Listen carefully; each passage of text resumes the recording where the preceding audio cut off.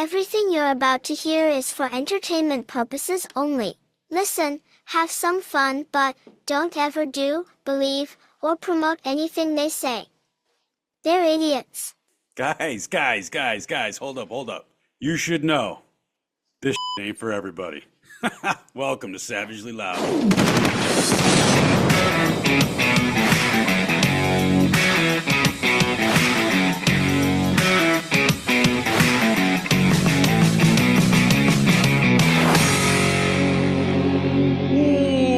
What's happening, people? Guys, welcome back to the show for the people that understand the facts divided by feelings equals failure. I'm Cliff, I'm your host, and I've got one of the most special guests, if not the most special guest I'm ever going to have on the show ever again with me today. But before we get to him, if you want to help me out, you want to help me get this word out, get these truths out, you can follow me on Instagram at Savagely Loud. That is where I'm most active. And on that page, you're going to find two links. One of those links is to the Savagely Loud podcast page. If you could please follow me there too, because it will inevitably be my backup when they shut the other one down. And the other link you're going to find is a simple link tree. Anywhere you want to see my videos, hear my rants, you can find it there. Outside of that, you can follow me Facebook, X, Rumble, and Substack at Savagely Loud, YouTube at Savagely Loud Podcast, and you can email me in at savagelyloud@gmail.com. If you want me to see your communications, it is very important that you email me, especially if you're messaging me on Facebook. I may not see it for a month. There's hundreds and hundreds and hundreds of messages every single day that pour in. It's hard to get through. So if you want to guarantee I see your communication, email me in savagelyloud.com or savagelyloud@gmail.com.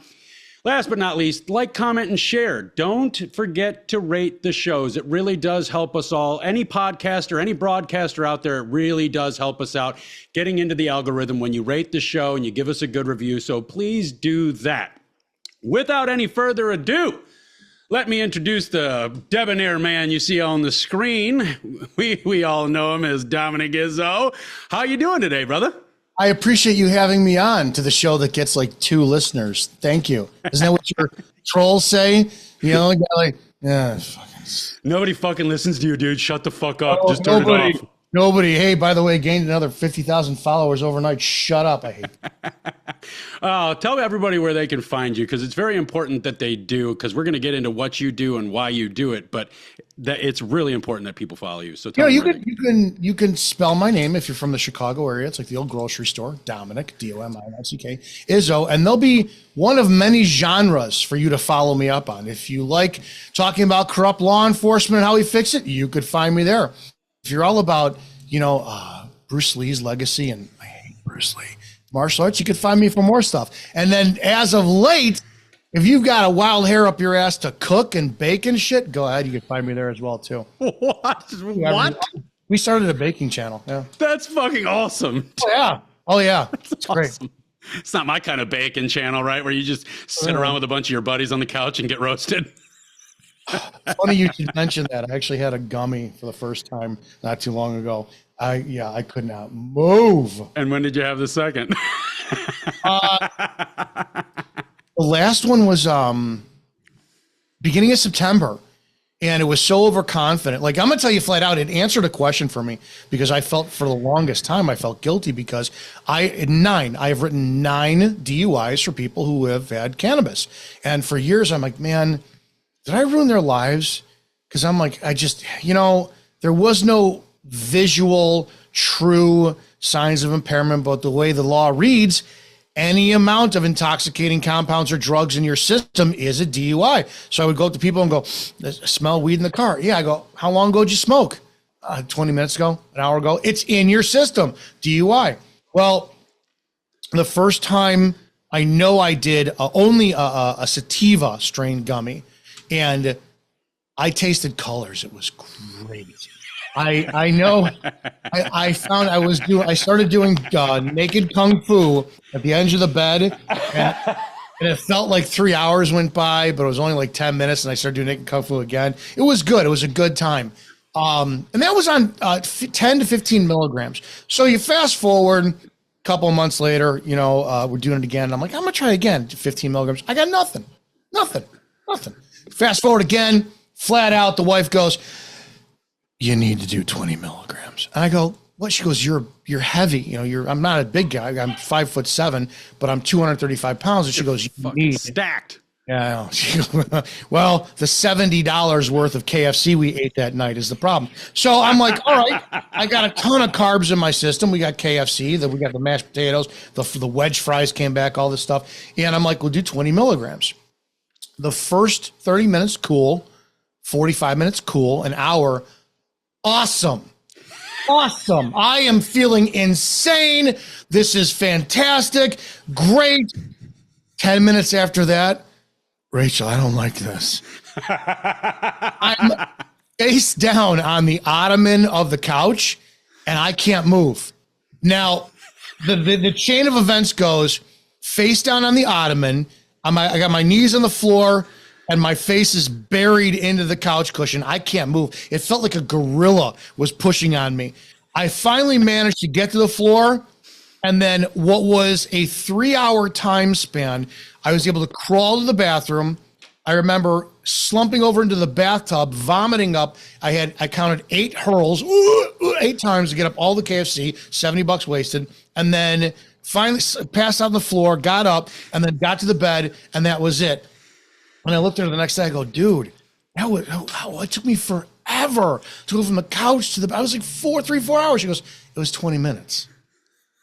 Like, oh, so based on the time perception of reality, the weird guy's shirt I saw on TV where the colors came alive, I'm like, I don't fucking have a bone in my body where I regret writing those guys DUI anymore, because I could not brush my teeth, let alone drive a car. It was simultaneously the greatest experience and the most frightening ever, because I'm like, somebody put hundreds of pounds of sandbags on me.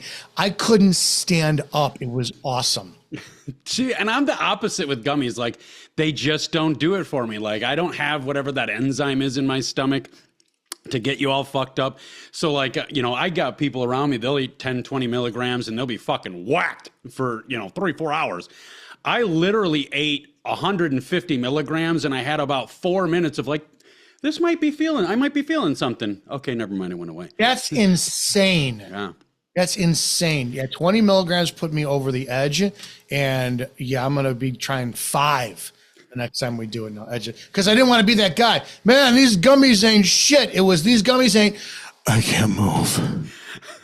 Oh, God. And I'm looking at her and I get the paranoia thing. She picks up her phone to check the time and I go, who are you texting? Where did this come from? Oh, it was bad. It was so bad.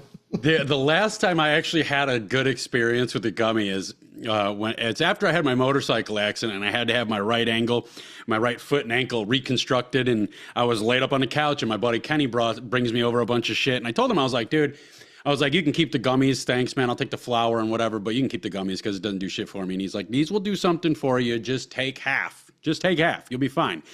And I've been told take half every time I've ever been given a gummy, and I'll eat the whole fucking bag and never have a problem. But I ate that motherfucker, and I was laying on the couch, and my wife was on the love seat behind me, and we're watching TV, and she had eaten one too, and I was like, she asked me, she's like, how you doing? And I look back up, I was like, this can turn off anytime now. This is fucked up. And she goes, oh my God, I thought it was just me. Fucking unbelievable. Yeah, I want to do it again. I don't know why. I just want to do it again. Yeah, it's awesome shit. Yeah. So for the rest of you guys, before we go any further and we get into Dominick's story and what he does and how he does it and why he does it, I cannot overstress how important this man is to my own success personally. This man is the one that started me in doing this, relit my fire. I had a podcast years back, and it kind of didn't go anywhere, and then it kind of went a little bit somewhere, and then it just became this basically an enabling system for people to stay a victim, and it was the opposite of what I wanted to do, so I just got out of it. And I had done a rant. It was after Andy Frisella, who both of us respect very highly. It was after he had made some comments about the cops and everything was blowing up. And I I just filmed a rant because I was pissed. And Dominick saw me and he's like, "You're the motherfucker." He's like, "Okay, what we're going to do is you're going to be coming on my show. You know, I want to see you on the show." And I did an appearance on your show on a Monday. And then you're like, "All right, you're back every fucking Monday. You've got what it fucking takes. I believe in you, and we're going to make this shit happen." And now shit's happening. And Dominick, the person you're seeing, the guy you're seeing, is literally the cause of all of this. So if you love what I'm doing, you got to go follow Dominick. If you hate what I'm doing, you still got to go follow Dominick, but you can hate him at the same time. Well, we talked about that as we're sucking each other off here. It's like literally, that's the only reason I'm back doing law enforcement stuff. Because back in March, I take the train everywhere. I don't like to fly, so I'm taking the train out to California. It's a 2-day trip, go to the Rocky Mountains. And I'm like, man, I'm just not, all of us, a bunch of us who knew each other, were doing more like the political reviews and political views and just commentary and whatnot. And I had a show, it was in my 7th year. And it's fun to do Monday through Friday, get stuff off your chest. I know a little about a lot, but I'm an expert in some areas. And I made the decision out there, and it was a weird decision that I wanted to go back into focusing on law enforcement content and it's like my law enforcement content is different than my political content. I know what the fuck I'm talking about when it comes to law enforcement. And the decision for it's really weird was I didn't want to compete against you. It's like, well, it was like Cliff was coming up and your stuff is really fucking good. When you came to the show, I'm like, I don't have to do any work.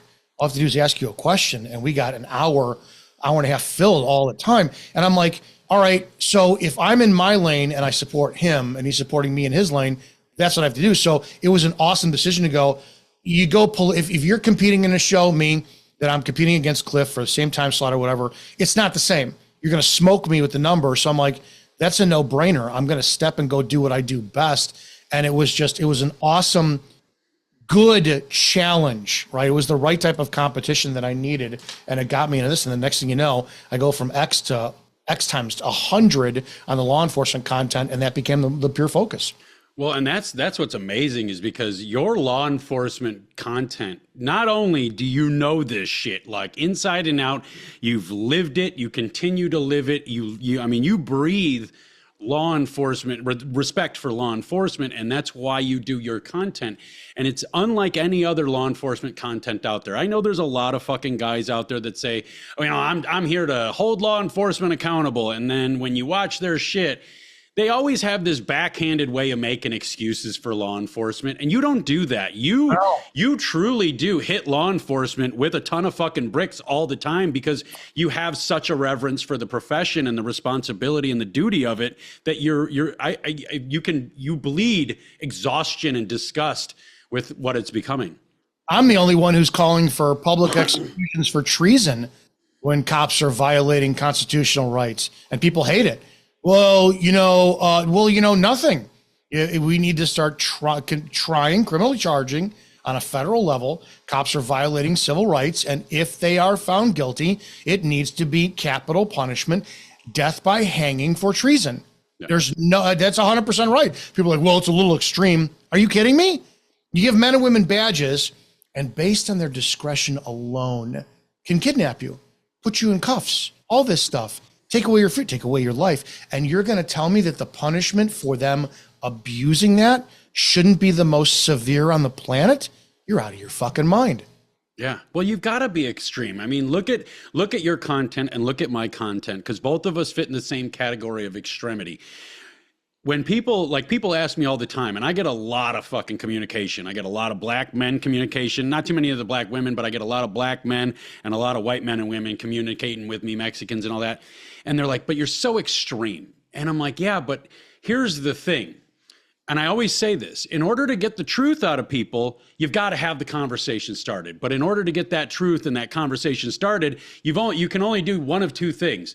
You either got to get somebody drunk or you got to get them pissed off. And I can't get you drunk through the fucking internet, but I can piss you off enough to shake your ego so bad that you hit my comment section or you hit my DMs, and then the conversation starts. That's where we start the conversation. And I get it all the time where people they always start, like most of the black men that communicate with me, they usually typically start off really poorly. Like, you're a fucking cocksucking Nazi, this and that and the other thing. And I get through that and I'm like, okay, cool. I understand your emotions. I understand why, anxiety is running high. I understand you wanting to attack, but let's, and then you got to give them some credit, like, okay, you're obviously an alpha male. I'm an alpha male. I can see the way you came at me. Alpha men are smart. So let's sit down and we can have this conversation. And then I walk the conversation right into where it needs to be. And you do the same thing. Like, I see you interact with other people. And sometimes, don't get me wrong, I will tee off with you motherfuckers. Oh yeah. With no issue. But I do see you doing the same thing. Like, you're not, as soon as somebody questions your content, you're not like, oh, go fuck yourself. How dare you, question me? You engage with them. Only if they bring it up in that manner. When people wind up, I'm a counterpuncher. That's it. Like, if you take a swing, I will go as ruthless as possible. I told the wife the other day that I had to block a guy who just constantly is coming to my stuff and making passive aggressive comments. Small town cop. Okay, fine. So I'm so tired of it that I had to go, and I looked at a picture of him and his wife had flowing red hair, and she had a little bit of ovalness to her face, and I was going to Photoshop Eric Stoltz as Rocky Dennis on her face. I put it up in the comment section because I'm that much of a cocksucker. But no, I'm a petty bitch. And there's a long time where I'm like, I have to stay out of the comment section because be the bigger person. I'm like, dude, this is reality. Social media is not going anywhere. So if we're going to live in here, fine. You want to come in and comment on my height, you 5'7" midget? Go. I fucked your mom last night. I don't care. And I was worried for a very long time that my mouth, my irreverence, my humor would not have me taken professionally until the news kept having me back on, right? Every time that RT, and it was RT America and it was RT International, who never edited anything I said, which was insane. It's Russian propaganda. No, they're the only ones who never enter me. Well, it didn't matter if I drank out of a mug that said cunt, I was on there. So I'm like, fuck it. I'm absolutely going to be me. And for your point about extreme, why is it? Have you ever noticed that any profession of the highest degree, actors, musicians, or even like I like to use Olympic athletes, for an example, they don't get to the Olympics by, I did my today.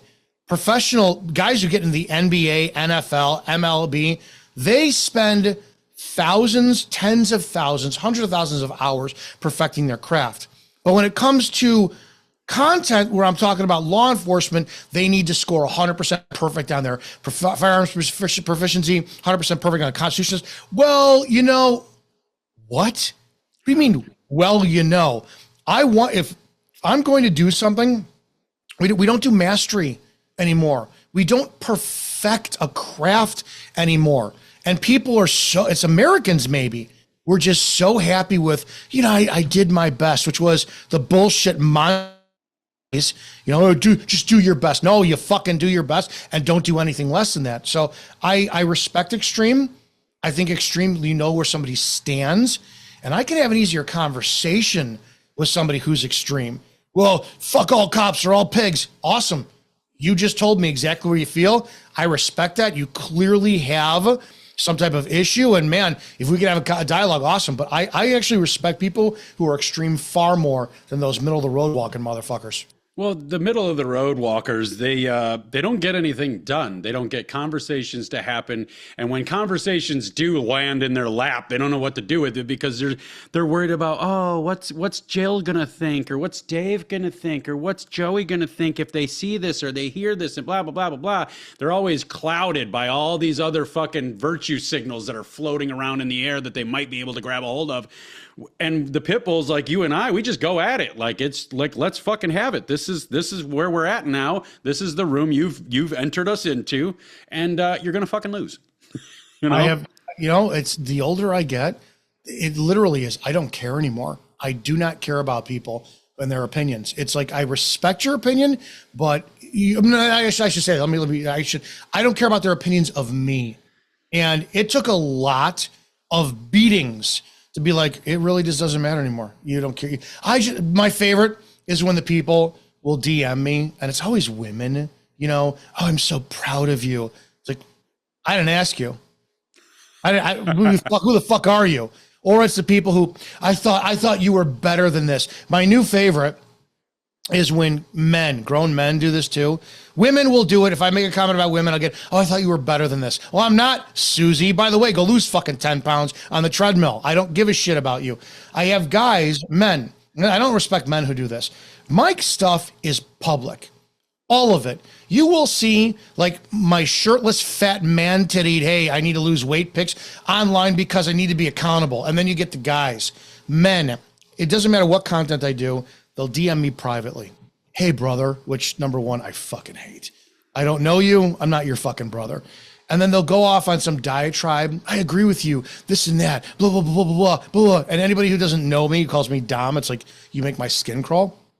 And then they'll I don't even call you Dom. I see, you can though. It's a difference. So you have to want to make my skin crawl. And they get to their point, and they're like, "You're better than this." And I look and I go, and it's 100% out of 100% of the times. I'll go, "You're a private profile commenting on my comment section, even with no balls to expose who you are, to face ridicule, to risk judgment, to risk your job, having your job so you have an opinion, and you're hiding in my DMs, letting me know what you think. I don't respect you. You're a fucking coward, and hit unfollow anytime you want." Do you know how many actually unfollow? 0. Yeah. 0. Fucking 0.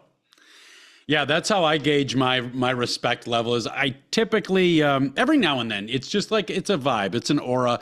Something will come across and I'm like, okay, I'm going to just chew this motherfucker up and spit him out and hopefully get him swinging his feet in a doorway by dinner. But, but most of the time I try to hit it a little bit fucking nicer than that. But I always gauge my level of respect by your profile, not how many followers you got, not how much reach you got. Number one, do you have a profile picture? Is it a cartoon or is it you? Number two, is your profile private? If your profile is fucking private, there is 0 that you can offer me that I will respect. Because like you just said, you're not putting yourself out there. So why am I, somebody that is putting themselves out there and taking heat, arrows, and bullets from every single fucking direction at every minute of the fucking day? Why am I going to concern myself with such a fucking spineless fucking coward? That's it. And it blows, and the amount of cops who do it kills me. I got today who, I guess he's an ex-cop or something, and I don't care anymore. I really don't. You know, I was talking to another influencer who does, and I'm at this point, I guess, well, you've got hundreds of thousands of followers. We're micro influencers is what we are, right? So I spoke to somebody else who does cop stuff, Mike, who runs Copville OG, and I said, you know, I'm at the point now, this is capitalism. I don't care if this changes the culture for law enforcement. If me calling out bad cops, getting guys to actually shine their boots, tailor their uniforms, get in shape, learn the Constitution, express what free speech is, discern properly. If they're not going to do it, I'll still make money off of it because there's a never-ending supply of this, period. And the problem that we've both seen is the amount of guys who will DM us privately. I agree with everything you say. We got this going on in my department, or my last department, this and that. And they don't get the answer they expect from me. I go, I don't respect you. You're hiding in my comment section, telling me what the problem is in hopes I'll align with you, instead of going to work tomorrow and telling your sergeant we have a fucking problem, risking all this shit that could happen, including losing your job, risking it, but everyone else suffers because of that. Because I don't respect men like that at all. Which is, we should get into that because you're not just all talk when it comes to this. You did this when you were a cop. You literally did go fucking tee off with your entire department. Let's clue people in on what happened there, because I do see in your comment section motherfuckers always talking about, you're all fucking talk. Let's see what you would do if you were put in the position, and you've been in the position and you did exactly what you expect everybody else to do. I never say anything that I haven't done, and I say it a million times. Every time I call out these shitty TikTok cops and shit, I keep telling them, A, I did what you did. B, if TikTok was a thing when I was video, I would have made you all look like amateurs. I would have been the biggest fucking clown on the planet. So there's never anything that I don't know what I'm talking about. But with my department, I found out the hard way, there's no such thing as a blue brotherhood. You know, our story is very simple. We had our body cameras recording us 24/7. From the time they were undocked to the time we redocked them, they recorded video only for the entirety of the shift. So one day, come to work and the computer's open for access for admin, and I'm looking up my files, and I've got thousands of hours of files in like 3 months, and I'm like, I've been training. I didn't do any stops. I got an FTO. What is this stuff? And it's just nonstop. And there I am taking a piss. There I am sexting the girl I was dating at the time. There I am at Taco Bell making an order. We found out that there was a feature set that was called record after the fact, so that no cop ever accidentally could have said I didn't hit my body camera. But they didn't, command staff didn't notify us about it. So at the behest of all the people that I worked with there, and because I was union president, it was, we need to file a lawsuit. Okay, file a lawsuit. And it was the beginning of the end. I wrote a whole book about it, Before the Badge, everything you need to know before you become a cop. It's available at Amazon, Words Matter Publishing, and barnesandnoble.com. And I tell the story about how every one of those motherfuckers, sans the three of us who got really screwed over, 3 or 4 of us, they all tuck-tailed and ran. They all were bitching and, you know, screaming, yeah, we got this, we got this, we got this. And I did things like write a letter of no confidence in the chief and submit it to him and the mayor. And not one cop would, oh, that's a great letter. It's a great letter, 13 pages. That's great. It's great. Sign it. Oh, I can't. I can't. But you're bitching about it. Well, I can't. Well, who paid the price? Hey, how are you?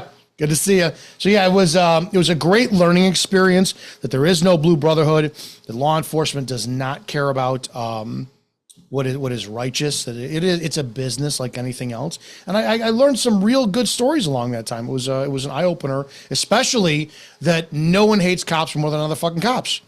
You would think that the solidarity across America was, wow, you mean you protected the other cops that you worked with by exposing the fact that here's females in the bathroom changing their tampons, wiping their asses. Here's this, and you exposed that. It's kind of the news got a hold of it. Some stuff leaked up online and exposed it.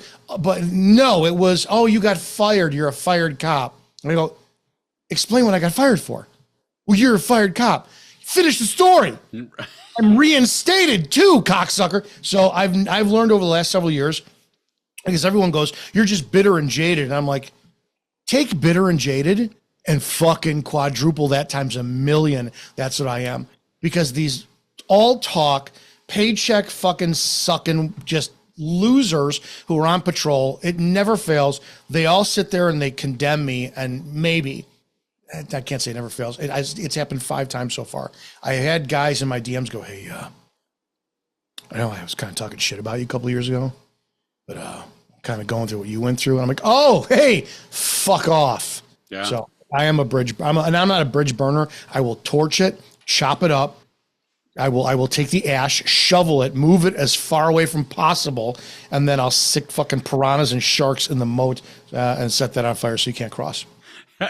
I can't tell you how many times I've seen Dominick Izzo commenting on your status. I absolutely adore bridge burning. Oh, fucking love it. Oh yeah, dude. I love it too, man.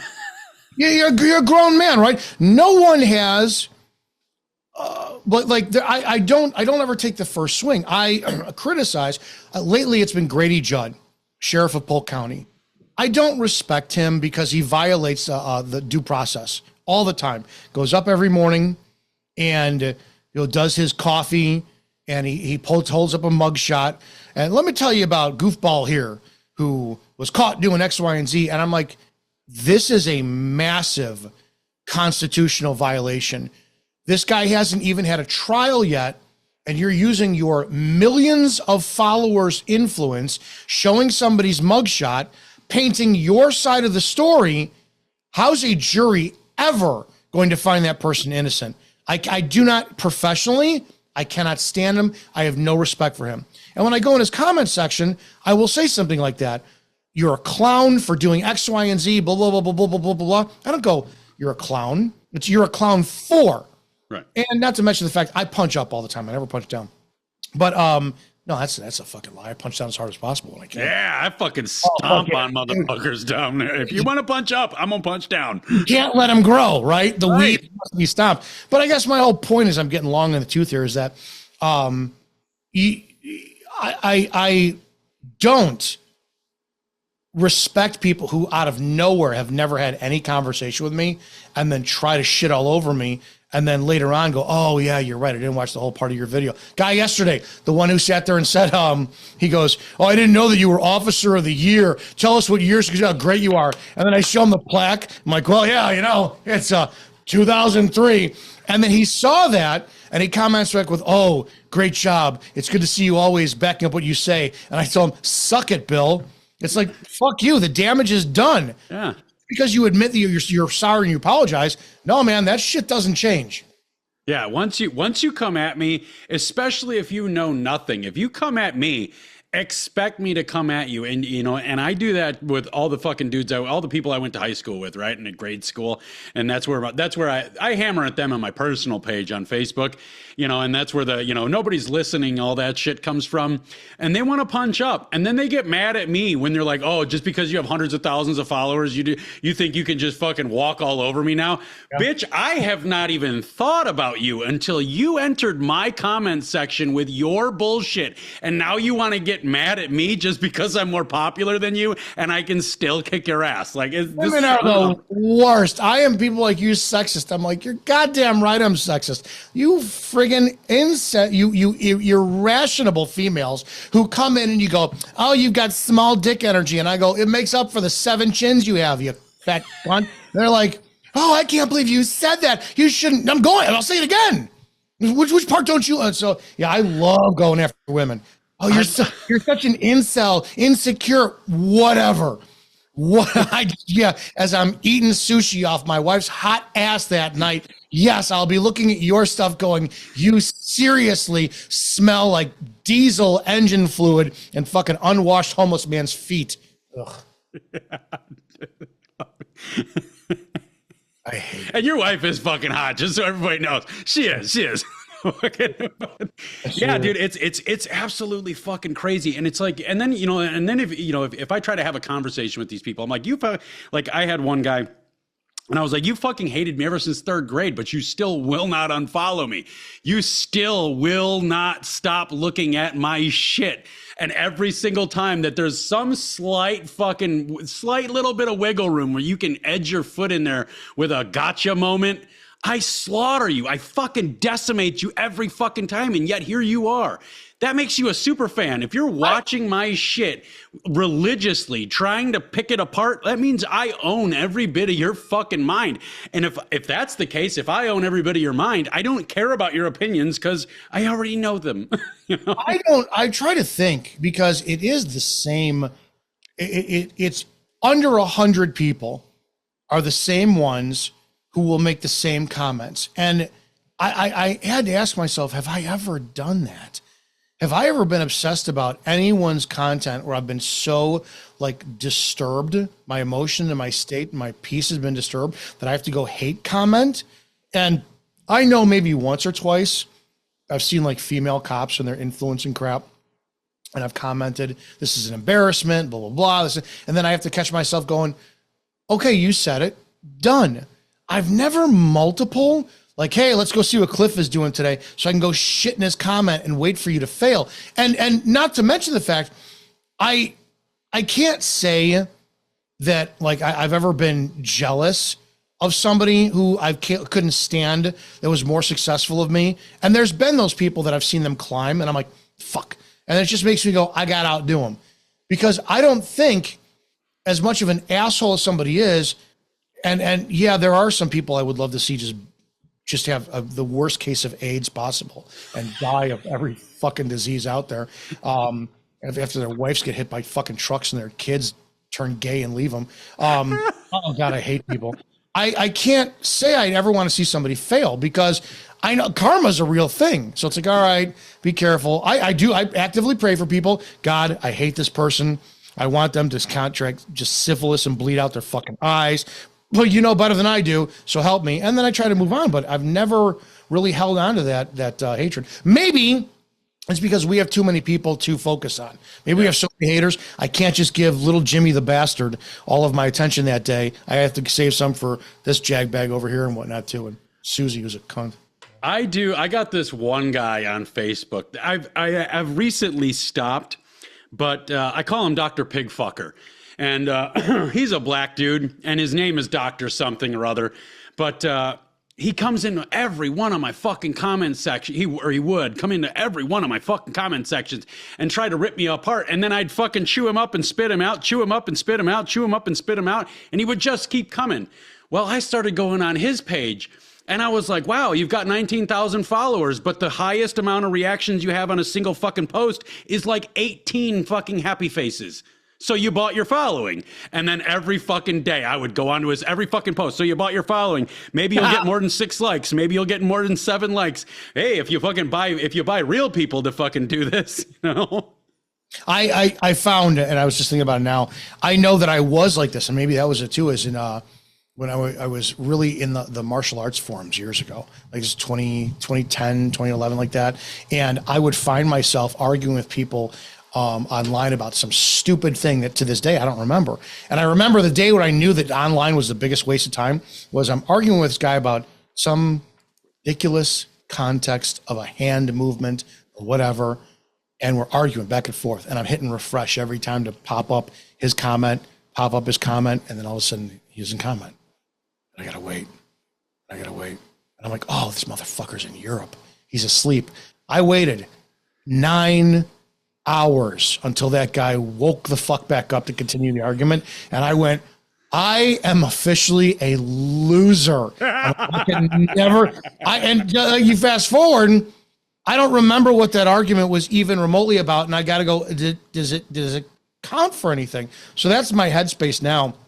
When I see somebody who's they've got a car for a picture of a profile and a fake name, it's private, and they say something that's just like, it doesn't fucking matter. I've fallen in love with the block button. Oh, you're gonna block me. You couldn't take it. You're right. I literally couldn't take being sucked in the stupidity. I love blocking people. I've only blocked a couple of fucking dudes, and I got this one motherfucker. He's still chafing my ass. He went through my profile and reported like 10 images that I posted as fucking repeat images. One of which was a fucking screenshot I took of my Substack fucking page, and he reported it. And so I sent it up for review, and it was like 24 hours later, and it was still in review. And I'm like, fuck it, I don't even give a shit. Get rid of them. You win. Get rid of these fucking, and it was all static posts. There was no videos because they can prove that too easily. But it was all static posts, just picture meme posts. So I just got rid of it, and now I'm just fucking I'll throw one up here and there. But come back at me. I don't give a fuck. Like it's if I own you that hard, that doesn't say anything about me. It says everything about you. I haven't gotten to that point. I get annoyed very easily. So it's like, yes, we get it. You're a fake guy who's got to criticize my law enforcement career for the 20th time in this video. I'm like, block, go try and pay attention to your wife somehow.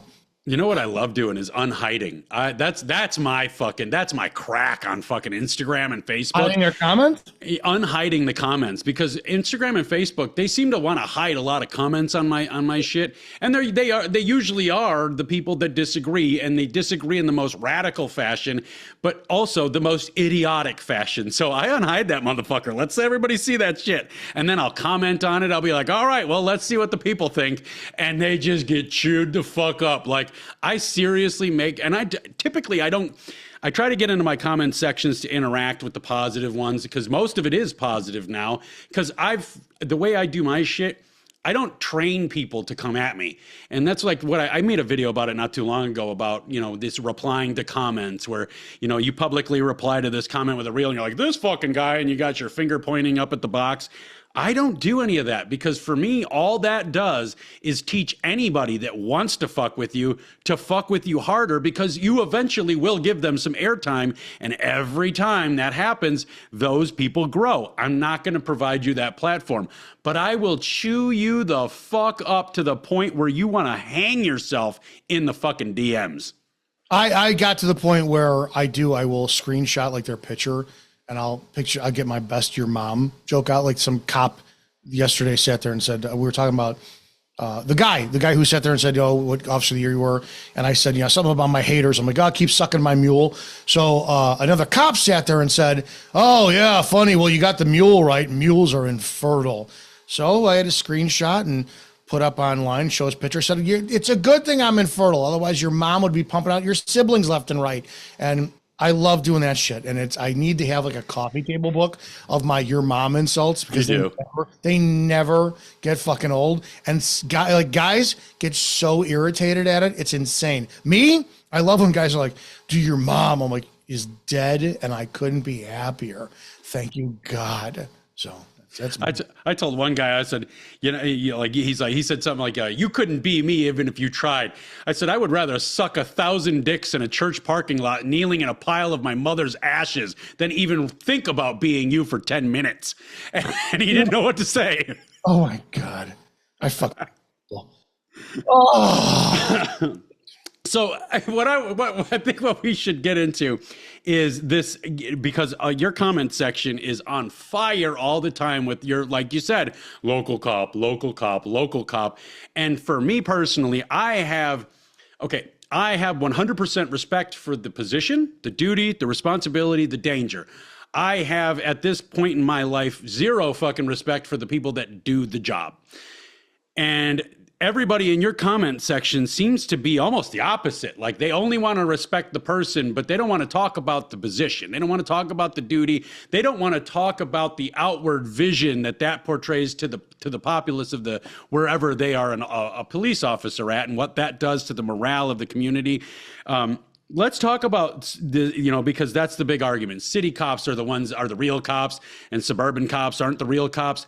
I would argue it's the exact opposite, because I've lived in both places. I've lived in the city and I've lived in the suburbs, and city cops don't do a fucking thing. Like they just drive up and they go, well, what do you want us to do? Really? I mean, he's already gone, while suburban cops are like, let's get him, let's do something, and plus, we've talked about it before, but for the people that are listening now, I used to live in a place called Round Lake Heights, that right on that line there.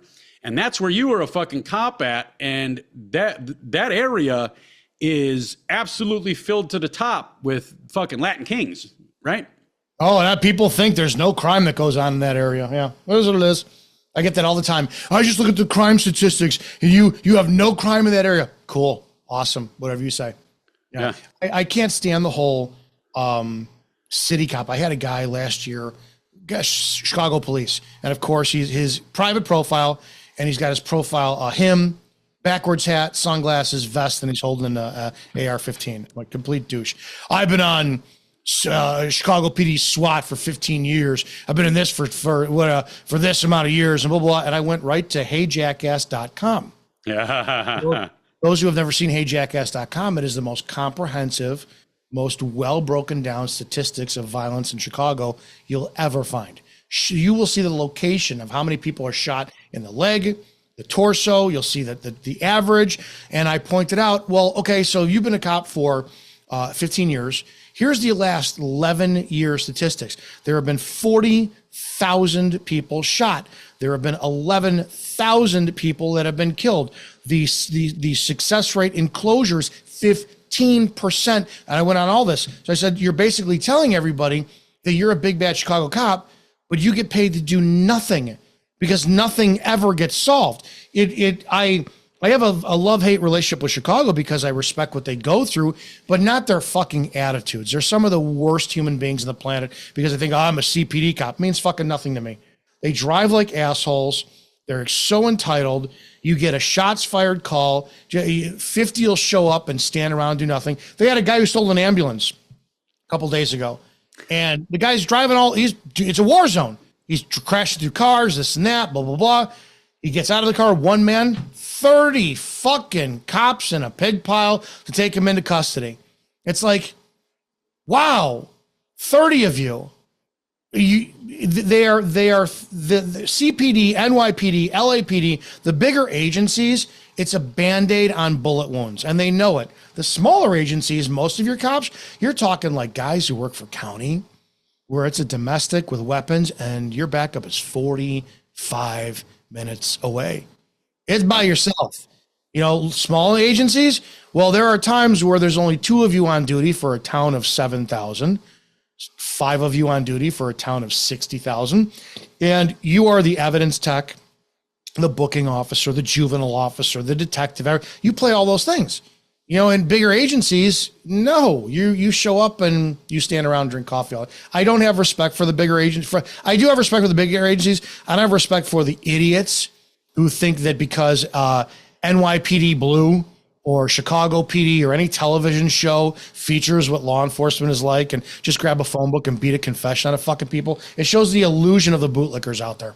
Yeah, it's when it comes to the city cops, I see just what you said. Like I see, yeah, it's extremely dangerous place. I mean, all the cities are because, you know, the honest to God's truth is the black element has overrun every major city with criminality. So I get the danger, but when I see Chicago cops, LA cops, when I see them showing up to the scene of a shooting or scene of a burglary, there's 20 or 30 of these motherfuckers. What are they doing? What are they getting paid to do? Yeah, and you're like, 29 out of 30 are just like looking in the sky. Yeah, it's not going to be. And you know what? No, it's not dangerous at all. I don't give a shit what people. They have a choice, right? Number one, let's not mince words here. You want to just deal with the black culture in Chicago? Just barricade it. Yeah. Just set up perimeters outside. Let them do whatever they want to themselves. Who cares? You're not going to catch them. You're not going to charge them. And even if you do, the state is not going to prosecute them. End of story. So when you go in with the numbers like CPD and somebody wants to take a shot at you, oh, now you guys are going to do something and you're going to be hunting everyone fucking down, kicking in doors, violating civil rights. You don't give a shit. What we don't ever see. We barely ever. I don't even know if Chicago has body cameras. I don't even know. I don't ever see Chicago Police Department body camera footage. If we did, I'm sure we'd see a lot of uneducated fucking cops who don't know what they're doing. And not to mention the fact, where do you think that shit goes? My first apartment, Round Lake Beach, I'll never forget it. My mother's brother, my uncle, I'm not a fan of him. I respect him, but I'm not a fan of him. And I had just gotten on, it was 2001, and we went to a wedding in 2002. So I'm a cop this year, and I'm off probation, this and that. And he actually sits me down. He's got a couple cocktails in him. I respect you. I'm like, holy shit. Well, he respects me because he knows where I work. Where he worked, he was the lieutenant of the fire department for Chicago at the Cabrini Green housing projects. That was his station. And he used to come over, big bad, you know, a Marine and CPD, CFD, war stories. And back then he would play cassette tapes that they would leave on their windowsill, and you could hear like 100 gunshots, you know, all night long and this and that. And he would play it and laugh about it. So he knew that, yeah, when where you're working is where all this element moved out. So we got Milwaukee and Chicago stuff, and they moved into our area, and we're always humping and whatnot. And that happens all the time. So the suburban cop versus big city cop, I don't respect that argument at all. They're completely two different animals. And sure, your big cities, those guys are cops, be cops. You get professional police officers in the suburbs. And that's what I'm more concerned about. Well, in the suburbs, you have to have a certain level of class and tact because you're dealing with people that are not shooting at you most of the time. You're dealing with people who are not shooting at you, but you're also you have more eyes on you. You're not lost in the sea of blue. Yeah, it's not. Hey, who's that cop? Well, fucking Hispanic looking guy who's gone. There's 50 of us here. Who? You don't have anonymity. You can't disappear in a crowd. When you're on a call, you're on a call. And there's some shit, but at the same time, I think for the most part is suburbs, everything was detailed. If you did a stop, if you weren't responding to a call, you had to finish it. You couldn't half-ass it. Like, nobody cares, this and that. So I think you were forced to be more of a professional as a police officer then, which put you in a better state. And, you know, again, you can't hide. You go to CPD, and you just go to Chicago and you look at how many of those cops are overweight. Look at how many smoke in their squad car. How many of them are sleeping on duty in their squad cars? It happens often. I just don't think there's a level of professionalism, but I think everybody wants an arbitrary level of respect for CPD, NYPD, and LAPD that I just don't have. Yeah, and like when it comes to the, you know, I think what you just said is the professionalism is that suburban cop, like you said earlier, you got to do everything. Like, so you have to organize this shit. Like, I don't know how this works, but it's like, I got to pull this motherfucker over. And then everything that transpires after that has to be planned to the T so that you can be effective in it and get it done, as to where the city cops are like, I'm gonna pull this motherfucker over. If it goes sideways, somebody else is going to take care of it. If it goes okay, somebody else is going to take care of it. As soon as I get this fucking car back on the road, somebody else is going to take care of it. And then it's just back to jerking off in the squad car. I think they're too backed up on calls, saturated on calls to be scrutinized over everything. And municipalities, smaller agencies, you have the brass that they're actively looking for shit to string cops up on. So like my department, they'll go through every hour of body camera footage.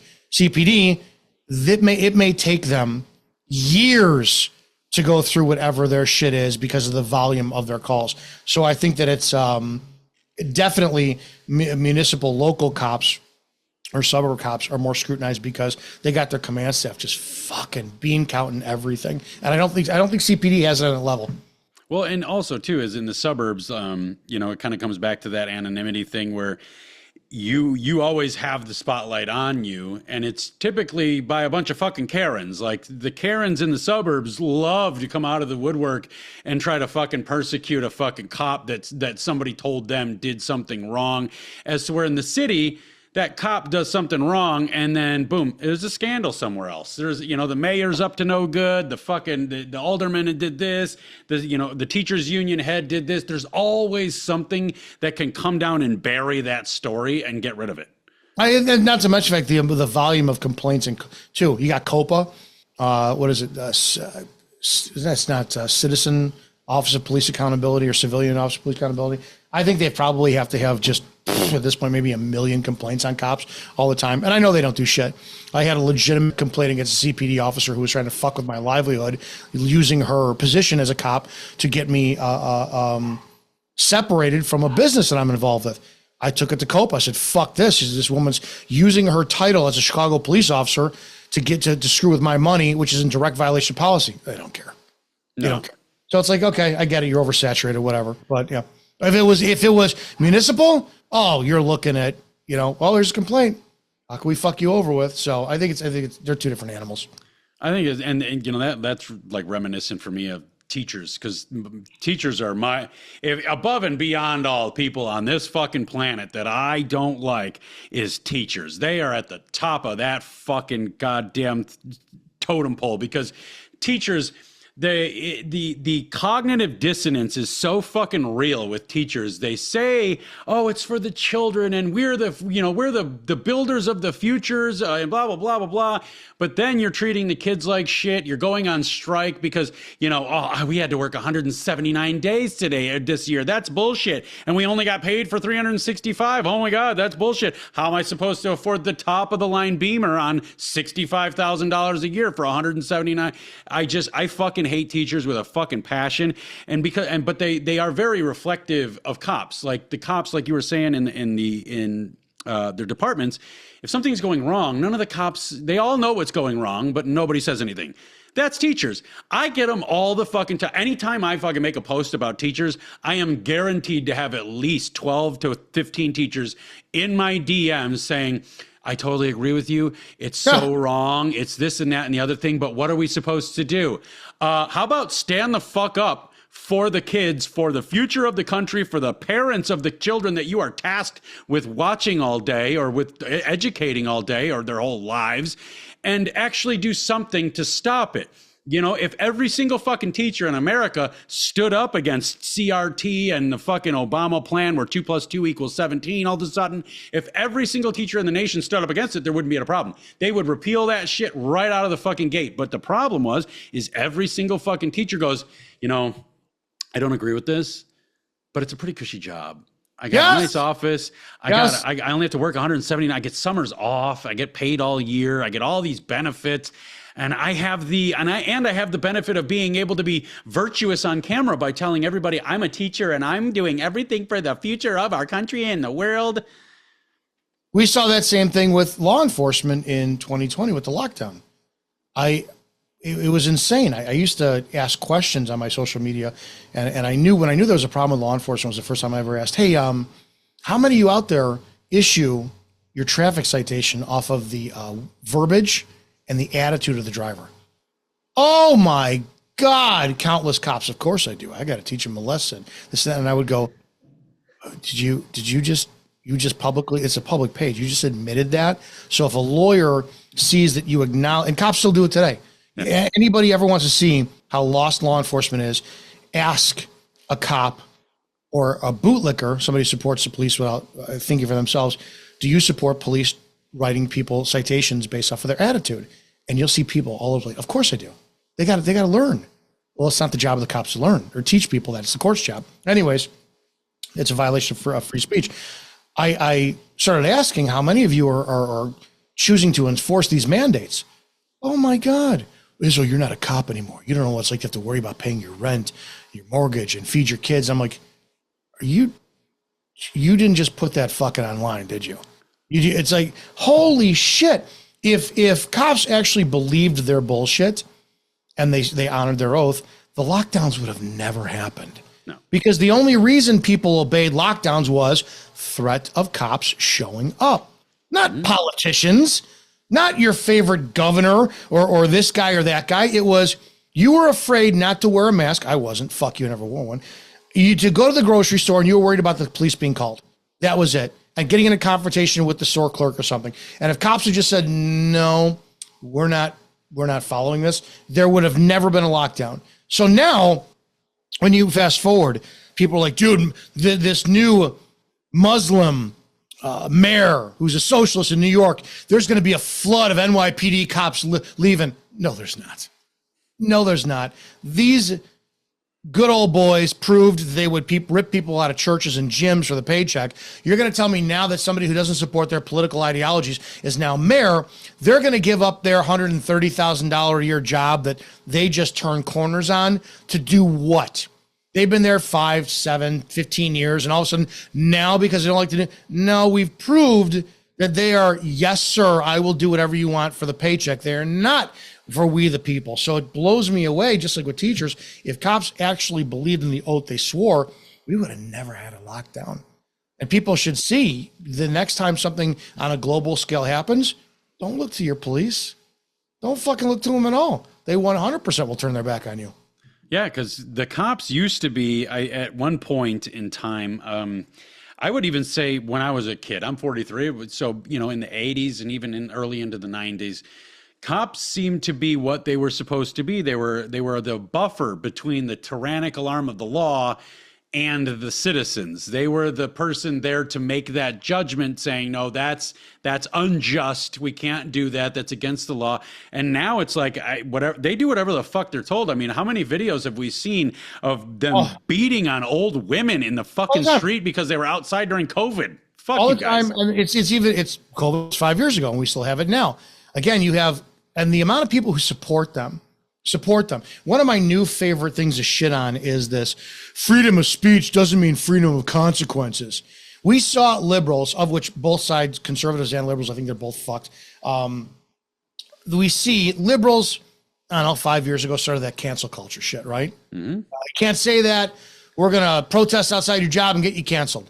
Conservatives are doing the exact same thing now. Yep. Exact same thing. Where so-and-so said, you make Charlie Kirk, thank God he's dead. Get that person fired. So conservatives don't like it. I watched today, Dave Portnoy from Barstool Sports. God. Somebody made an epithet, if you will, against Jews and threw some pennies at him. I said, fuck the Jews. Well, that kid was arrested. And they're like, it was assault. And it's such bullshit where every cop out there should have gone, you got pennies thrown at you? And somebody said, fuck the Jews? What? Deal with it. Mm-hmm. The fact that cops actually, they went out of their way to get a warrant for this kid. Now, we know it wasn't for the pennies thrown. Right. That was what they used. It was for what he said about Jews. And this is where we're at. If it keeps going and everybody does keep talking about Israel and anti-Semitic laws, yes, your police, one, 100% will fall in line and they will arrest you for speaking against Muslims, blacks, Jews. You name the protected class. Your cops will 100% support that. And the proof you need is the drag show story hours, because you saw grown men. I don't care. Drag shows are fucking awesome. For my 30th birthday, I went to the Baton Club in Chicago, and I got dragged, no pun intended, kicking and screaming in there. I needed to be dragged out. It was the best fucking time I'd ever have. It was awesome. These drag queens were the best in the no kids around though. No fucking kids. Right. It was adults who went there to see men who were just awesome and talented, and it was a great time. When you introduce it to kids, that's a problem. And any self-respecting man who's going to be a drag queen should be like, no, I don't want kids to see this. I don't want the perversion of their minds. Let kids grow up, and when they turn 18, let them become the degenerates that, we all want to be. The fact that you had cops stand by and allow that shit to happen shows you where their loyalty is. Because if it's you and your kid accidentally grabs your phone, opens it, and sees a pair of your wife's tits that she sent you as a snap photo, you're going to fucking jail. Mm-hmm. That kid's going to go to school. I saw boobs. Teacher's going to get involved. Next thing you know, DCFS is going to be at your home. The cops are going to be there, and you're going to be arrested for child exposure to pornography. 100%. The fact that these cops did not, as mandated reporters, try to keep your kids safe and arrest any parent who brought their kids to a drag show story hour, it shows they don't know. If you try to teach your kids, mommy's going to talk to you about penises and vaginas. Mommy and daddy love each other so much. We're going to perform in front of you, right? I don't care, some Amish community does it. You will be arrested. Yeah. There is no question. So your cops have already shown the lines that they will not cross, and that's always whoever is paying them. Yeah, well, we just saw that handful of cops in Texas show up at that guy's house. We saw the video of him show up, and he's like, "Why are you here?" And they're like, "Well, you made some comments on Facebook." Did you see what his comments were, though? I did not see what his comments were. That's another thing. We do that, right? We gaslight our cause. The police just showed up. The police just showed up at my house because of Israel. His comments were extremely specific. We need to kill all Jews. He was specifically calling for death and violence. Again, I don't give a shit. People want to have this. I don't care. Condemn the Jews, condemn the Gentiles. I don't care, man. You all are fantastic. I'll see you on Judgment Day. But if you're going to sit there and say, hey, we need to kill all, I don't know, atheists. We need to kill all Satan worshipers. I can't get behind that. So, but not to mention the fact, don't play victim. They showed up. Are you okay? Do you need help? No, get the fuck out of here. Fine. No, that was a responsible thing for that department to do because that guy's a fucking nut job. See, okay, I'll meet you in the middle, but I can't go I can't go all the way to the cops were in the right, because it was just comments and it was on social media. Every day on social media, I myself get told that I should fucking die. My kids should fucking die. I should kill you. I should come to your house and shoot your entire family and see how you fucking... I get this every day, and white people every fucking day, all day long, get it from our elected officials. How many times have we seen Maxine Waters and fucking... And what's that trailer trash fucking Jasmine Crockett talking about killing white people? Eric Swalwell. We have the nukes. Yeah. Eric Swalwell. We did. There was another guy who was just arrested in Florida for saying, all he said was, kill Nazi ICE agents. That's it. And he got arrested for it. And I'm like, that was free speech. What I didn't like about what the guy said was, I guess he was ex-military, and he said, we need to kill X, Y, and Z. I take that as the difference, and the wording is everything. If you have a bad day and your government's fucking you over, fucking Joe Biden deserves to die and burn in hell and blah, blah, blah. Fine, no problem with that. Right. But when you start going, we need to kill Joe Biden, that becomes an action, and that deserves to be looked at for something. So they had no probable cause, no reasonable suspicion that a crime was up, but there is a wellness check. And you can, for all we know, I don't know if somebody who was a member of his family said, hey, so-and-so made these comments online. Can I request a wellness check? They could show up for that. And the cops can show up and knock on your door for any reason whatsoever. But they did the right thing. Get out of here. Okay, thanks. And they left. So that guy was a tool for playing the fucking victim when he knows exactly what he posted. But he's a conservative too. And I'll give you that one because, as a law enforcement, professional, you understand the nuance of wording a little bit clearer than I do. So I, like in light of new information, you want to document it. You want to document it. You don't want to hear that your next door neighbor walked outside one day and just threw TNT everywhere, and the cops had information for the last 6 months he's been making stuff online. You would feel better if we said, hey, listen, we came over, we contacted him 4 times. He broke no laws, but we did do our job to see if we could find anything that we could either enforce or help with. But if you found that free speech, we just can't do anything, fine. It's like the term of community policing. I think it's a redundant term. There should be times where you can go up and go, what do you need? What are you okay? Like I just did a review of the Casper, Wyoming police who shot and killed the military veteran on his balcony after getting into domestic with his girlfriend or whatever. And I'm like, you guys couldn't fucking say, yeah, your girlfriend's crazy. She's fucking nuts. We're going to leave. I'm going to come back later, see if you need anything. It's got to be a pissing match to see all the way at the end of the call. So I think we have a lot of inept police, but we also have very uneducated people who know what the police are there for.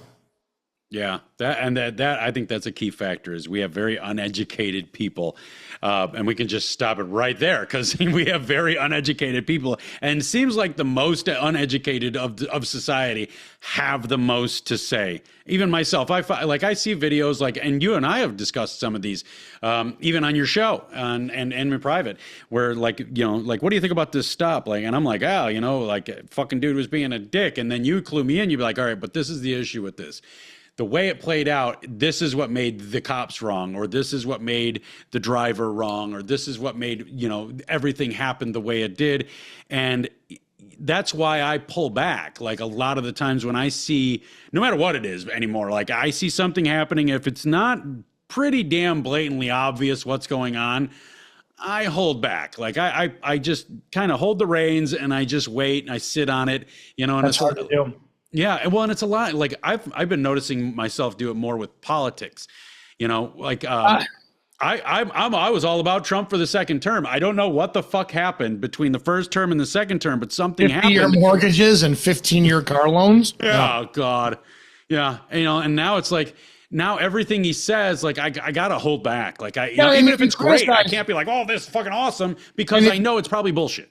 If you criticize, you're I actually defended Biden when he was running for office, when he was running for president, because everyone he goes, I'm running for Senate. And they say, oh, he said he's running for Senate. He doesn't know. I go, no. He was actually telling a story about when he was first running for Senate, going to people's doors, knocking, saying, hi, I'm Joe Biden. I'm running for Senate. Oh, now you're a liberal. Well, conservatives have become the very thing they condemned over the first term of Trump with the liberals. And it's now there's a lot of shit Trump says that I'm like, really? I didn't like the fact that he said he wants federal immunity for police officers. I went, you out of your fucking mind? Oh, you're a liberal now, aren't you? No, I'm not. But that's my president that I voted for. And I didn't vote to give him carte blanche to do shit. He works for fucking me. And if I want something criticized, I will criticize him. So yeah, we have a big problem on both sides. And that's exactly the thing. It's now, people come at me, I always tell, I get all the black dudes, they come and say, why don't you ever fucking talk about white boys? Bitch, I talk about white boys all the fucking time. I say, I am literally internet famous for saying it's hard to go for a walk, trip on a rock, and not land on a white guy trying to fuck a little kid these days. It's just as hard as trying to go for a walk in a black neighborhood and not getting fucking shot. We talk about everything. People that actually give a fuck talk about everything. The people that are just one-sided and blinded by rage and resentment for whoever they don't like, those are the ones that, you call them, bootlickers. Blue no matter who, red till I'm dead, support the cops till I'm, whatever. Everybody has the capacity to do wrong. Everybody has within them the capacity to be a complete and total fucking asshole. But so why does it make it wrong for people like you and I to call it out? Because we're extreme in your point making, and I can't stand the two things that you would think are common knowledge that people are stupid as. When somebody opens their rebuttal, if you talk about black violence, well, yeah, but what about all the white school shooters? Well, now, I used to say, well, they're not mutually exclusive. Yeah, you're right about the white school shooters. Let's talk about the blacks who can't stop killing each other every weekend, though. If we had white school shooters at the rate of what blacks shoot each other, we'd have no more schools in America. Right. But, and not to mention the fact that blacks are starting to take over the reins of, school shootings. But anyways, or you get the people who, not all, for some strange reason, generalizations, it's like, no, when I say, women are not qualified to be police officers. Well, not all. You're right. Because I haven't gone and interviewed every single fucking woman on the planet who is, was, or wants to be a cop. But the pattern recognition seems to suggest that a generalization is acceptable. I have no respect for people who open up arguments with not all. Shut the fuck up. Yeah, we all know there's anomalies. Like there's an anomaly. Exceptions don't disprove the rule, right? It's a general, and like I always because most of my shit's just race and culture, and I'll throw my stuff out there, and not all black people are like that. You're right, but let's talk about that then, because if not all of them are like that, what's going on with the people, the blacks that are not like that but aren't saying anything? Well, it's not all black people. It's not all black people, but it's always black people. So yeah. I mean, explain that now. It's not all of them, but it's always them. It's that whole thing, and but that every race has got their fucking characteristics of what every race has a culture. That's culture. Yeah, every race has a culture as a subsection. That's a culture. That it's like you have black people, then you have Americans who happen to be blacks. Then of those Americans who happen to be blacks, you've got males. And then of those Americans who happen to be blacks who are males, you have between the ages of 16 through 28. And because of the blacks who happen to be Americans, who happen to be males, because they listen to thug music, smoke weed all the time, fuck women and have no responsibility with their kids after they get them pregnant, get drunk every day of the week, don't have a job and shoot each other up. That's not all black people. Right. That's a culture within the race. So every time people are like, oh, it's culture. You just happen to have this skin color. Shut the fuck up. Yeah, like one of my favorite guys on Instagram, I talked to him. His name is Westcott Laurent, and he's a black dude, but he's totally against this culture, this black culture of just being victims and making victims of other people and being dependent on everybody. Like he really wants fucking black people to pull their heads out of their asses, turn the culture around, and become the success that they all talk about being. And in fact, it was just today I said something, and I commented on his post, and somebody else came on there and told Westcott that he's like, your fucking self-hatred is showing, and this and that, the other thing. I was like, it's not self-hate. It's him hating the culture, the killing culture that has swallowed his people and is hurting his people. This is what he's talking about. But by you coming on here and saying it's self-hate, you're literally out here begging to continue the cycle of death in the black community. People are stupid. They're so dumb. It's like, I'm an Italian American. There's a part of that culture. I mean, all of us have plastic on the couch at Nana's house. It is what it is. But some of us, I didn't go that route, glorify mob culture. Okay, I'm not disgracing my fucking heritage because I think those guys are fuck, which is what it is. It blows me away. And I'm going to tell you, there's no hope for the black community. And there's a specific reason why. I'm going to get kind of spiritual on you.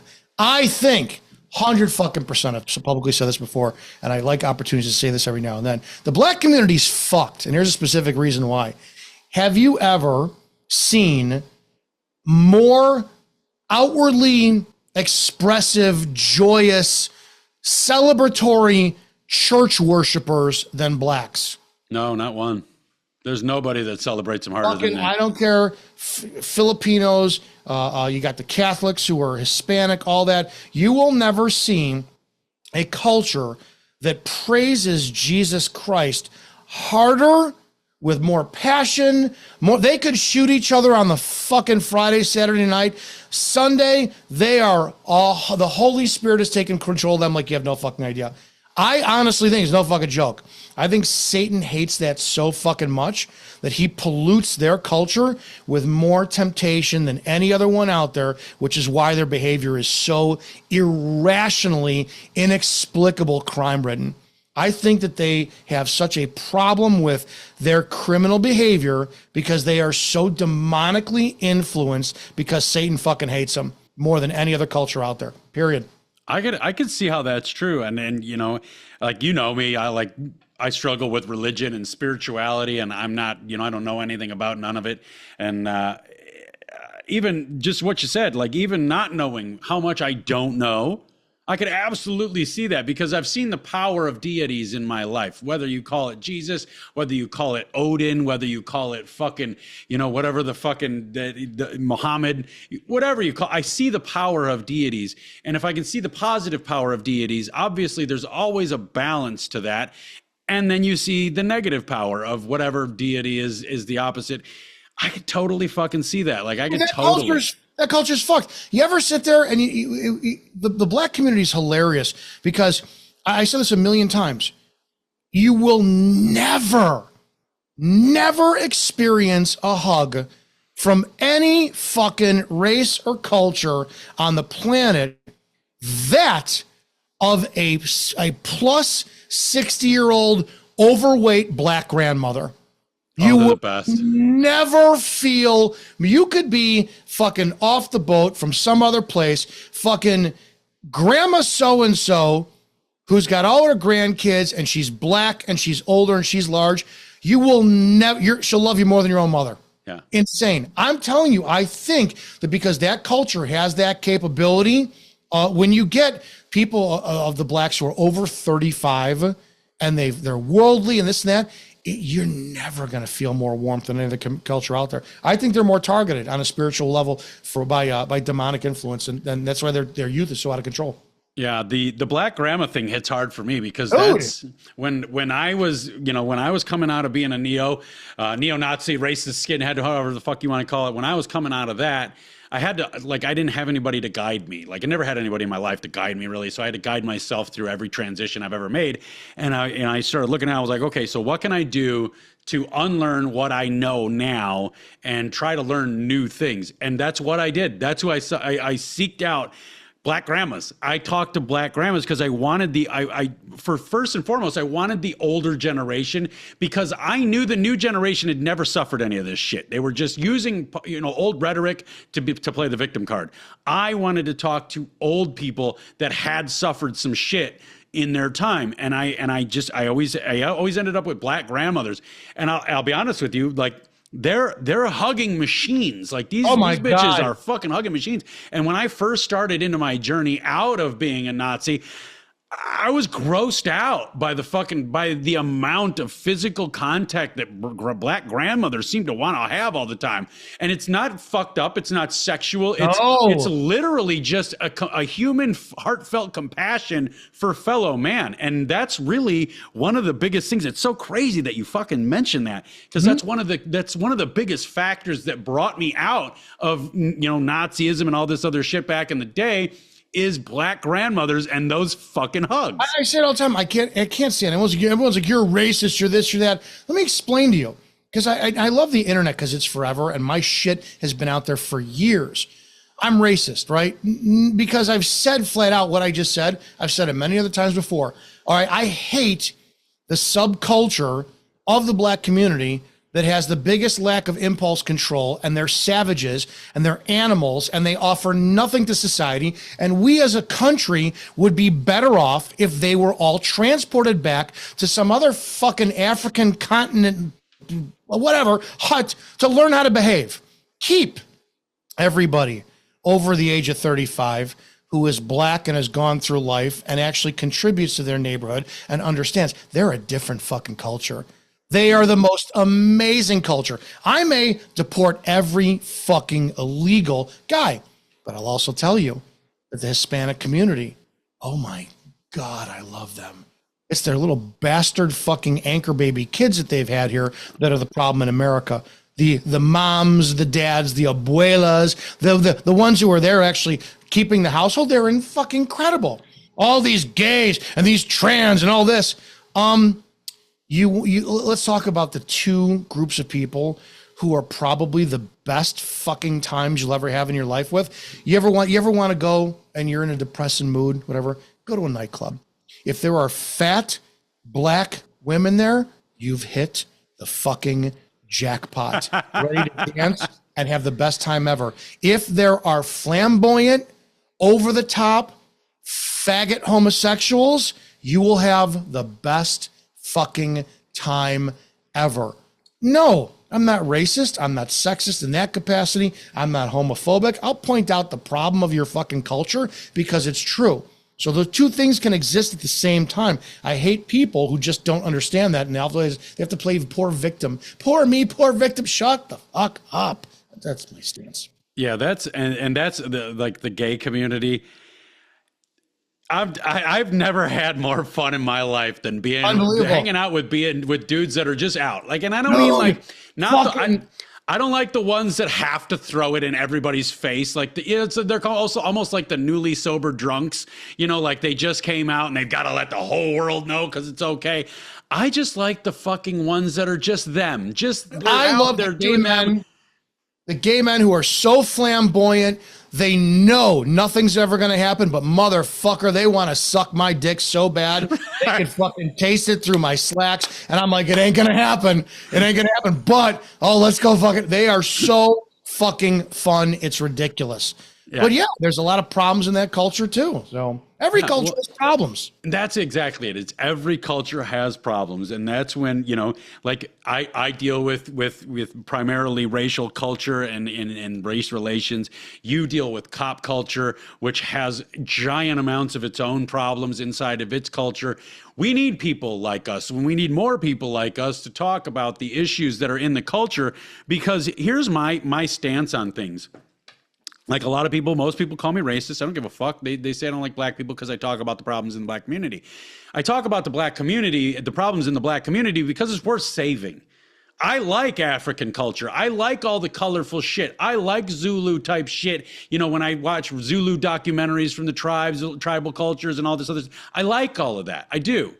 I don't look at it as like, the gotcha white guy where like, oh, see, mud huts, until you put me in that position and then I'm going to decimate you. But I like the culture. Mexicans love the culture. Some of the best fucking people I ever lived around, and I actually live around them now, are Mexicans. These motherfuckers at 11 o'clock, no matter what night it is, these motherfuckers go quiet. Like it's awesome. They don't want any problems. They don't want any trouble. They don't want any cops. When I lived in Round Lake, I was surrounded by Mexicans, and every last one of them motherfuckers, as soon as they were going to have a fiesta or something, they would come over with plates full of food. Like, here, just don't call the cops. Here, have tamales. Tamales are my favorite fucking food on earth. Like, you cannot fucking get better than a good tamale in my book. Mexican tamales, not that El Salvadorian fucking wet banana leaf bullshit. I don't like that stuff. But Mexican tamales are the best. Culture. So, all right, let's wrap this shit up. What's that? No, you're 100%. You're right. It's flavor, and not to mention the fact that fucking think if it was only white people on the planet, our food would be so fucking boring. Well, dude, if it was only white people on the planet, this is what I try to get people to understand too, is if it's only white people on the planet, men are outnumbered by women almost it was like 2.3 to 1 or something now. That means we've got so many fucking white Karens with no buffer zone. They're just fucking in your fucking ear all the fucking time, because let's face it, the white Karens are every bit as big of a fucking problem as these loud black women. Yes. Every bit. Yeah. 100%. So, all right, guys, we're going to wrap this shit up. If you guys want to help me out, get these words out, get these truths out, you can follow me on Instagram at Savagely Loud. That is where I'm most active. On that page, you're going to find 2 links. One of those links is the Savagely Loud podcast page, which you could please follow me there too as well. It'd be greatly appreciated. And the other link is just a simple link tree. Anywhere you want to hear my videos, see my rants, you can find it there. Outside of that, you can follow me Facebook, X, and Rumble, and Substack at Savagely Loud, YouTube at Savagely Loud Podcast. And don't forget to email in at savagelyloud@gmail.com. Last but not least, Don't forget to like, comment, share the material. Also, please rate the shows. Give me a review. It really helps all of us that podcast and broadcast. It really helps us to get our fucking words out there. Mr. Dominick Izzo, you want to tell everybody where they can find you again? Yeah, Cop Talk Live, coptalklive.org, or you can check out Cop Talk Live on YouTube is our main platform. We're live every Friday night at 8 p.m. Eastern, 7 Central, 6 Mountain, and 5 Pacific. And you can call in. We have a live call-in number for that. You can voice your opinions about law enforcement. I like to hear all the bad, all the good, and all that. And we have a Sunday night roll call where if you're a member of our community, you can come on and we could talk privately. We don't stream that live, but it's just the community of us who actually want to make the changes. So coptalklive.org or Cop Talk Live on YouTube and Dominick Izzo everywhere else. Yeah, you can type in Dominick Izzo and his pretty face is going to show up everywhere. I promise you that. But you know the drill, guys. At the end of every show, we have to pick ourselves back up. We have to remind ourselves that humans still exist within humanity with a little segment I like to call Hopelessly Human, and it starts a little bit like... People can be really rough. They can be quite tough. They can get in the way, but at the end of the day, some aren't only stupid, some are hopelessly human. Yes, they are, and today's Hopelessly Human is no different. It's titled Angels to My Rescue, and it's Shub Hapte or Shub Hapti. It's some fucking website I can't pronounce. The story goes like this. I stepped out of the house on a hot summer day to shop for my mom. My husband drove me to the market and decided to wait in the parking lot while I completed my chores. Shopping is done. I was headed back to the car when I tripped and fell on a busy road. For a minute, I blanked out. I could not get up as my knees, elbows, and feet were bruised and bleeding. There was a crowd, and some men tried to lift my handbag, but sensing my pain and trouble, 2 young girls quickly took charge of the situation. They got a hold of my belongings and helped me to my feet. They got me a bottle of water to drink, got a first aid box from the nearby pharmacy, applied first aid, and then supported me as I limped back to the car. Had these 2 young girls not come forward, I would have lost my handbag and mobile and found it challenging to connect with my husband. I thanked the 2 ladies, then offered them to pay for the first aid box and medicines. They refused to accept it, instead gave me a warm hug and wished me a speedy recovery. They taught me a lesson in kindness and compassion. Today, whenever I see someone in a similar situation, my thought immediately goes to those 2 young ladies who had helped me, and I instantly leap into action to pay it forward. Goodness and kindness are contagious. When I read true stories of kindness, or even when I observe a simple act of kindness, such as someone helping a blind person cross the road, it inspires me to be more loving and compassionate. It's a lesson we could all take. That's Hopelessly Human. That's the show.